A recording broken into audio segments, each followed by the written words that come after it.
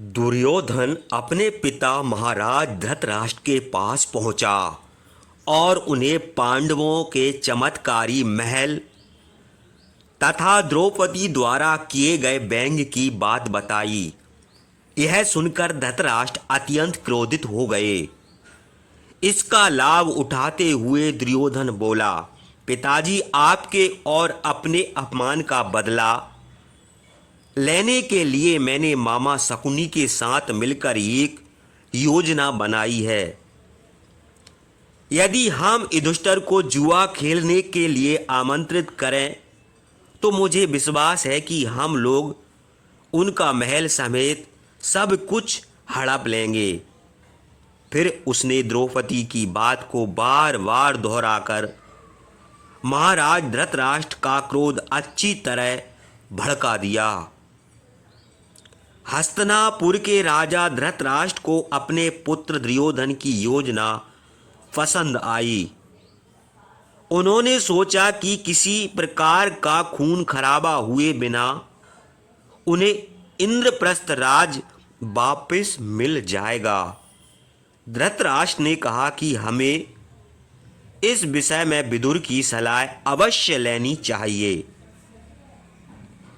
विदुर ने सारी बातें सुनकर धृतराष्ट्र को समझाया कि दुर्योधन की बातों में आकर ऐसा कोई भी अनीतिपूर्ण कार्य ना करें जिससे आपसी रंजस पैदा हो।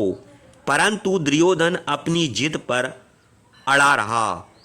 तब पुत्र मोह में फंसे धृतराष्ट्र को झुकना पड़ा। उन्होंने विदुर को आदेश दिया कि वह युधिष्ठिर को चौसर खेलने के लिए आमंत्रण करे। धृतराष्ट्र और दुर्योधन की बात से सहमत न होने के बाद भी विदुर को राजा आज्ञा का पालन करना पड़ा। विदुर ने इंद्रप्रस्थ जाकर राज कार्य तो किया, परंतु युधिष्ठिर को जुए की बुराइयों और उससे होने वाली हानियों के विषय में भी बताया। युधिष्ठिर जुए के शौकीन थे।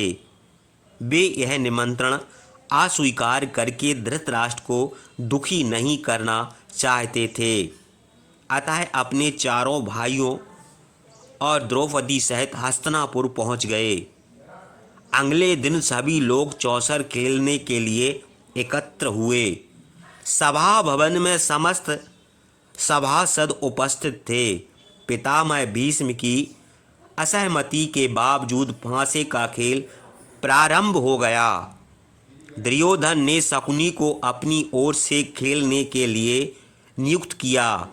फिर युधिष्ठिर एक एक करके गहने, धन, सेना, सेवकों, मवेशियों, गांव नगरों को और अपने राज्य को हारते चले गए। उन्होंने भाइयों को भी दांव पर लगाया और उन्हें भी हार गए। अंत में युधिष्ठिर ने द्रौपदी को भी दांव पर लगा दिया। तब विदुर और भीष्म पितामह ने आपत्ति जताई, लेकिन दुर्योधन ने सबकी बात अनसुनी कर दी। पांसे फेंके गए और युधिष्ठिर की हार हुई। सभा भवन में उपस्थित सभी सम्मानित लोग दुखी हो गए। इससे केवल कौरव, शकुनी और कर्ण ही प्रसन्न हुए। अपनी विजय देखकर दुर्योधन उन्मत्त हो उठा और विदुर से बोला, अब द्रौपदी हमारी दासी है, आप उसे तत्काल यहाँ ले आइए। विदुर की आपत्ति के बावजूद धृतराष्ट्र शांत रहे। तब दुर्योधन ने अपने भाई दुशासन को आदेश दिया कि वह द्रौपदी को यहाँ ले आए। मना करने पर उसे खींचकर लाया जाए।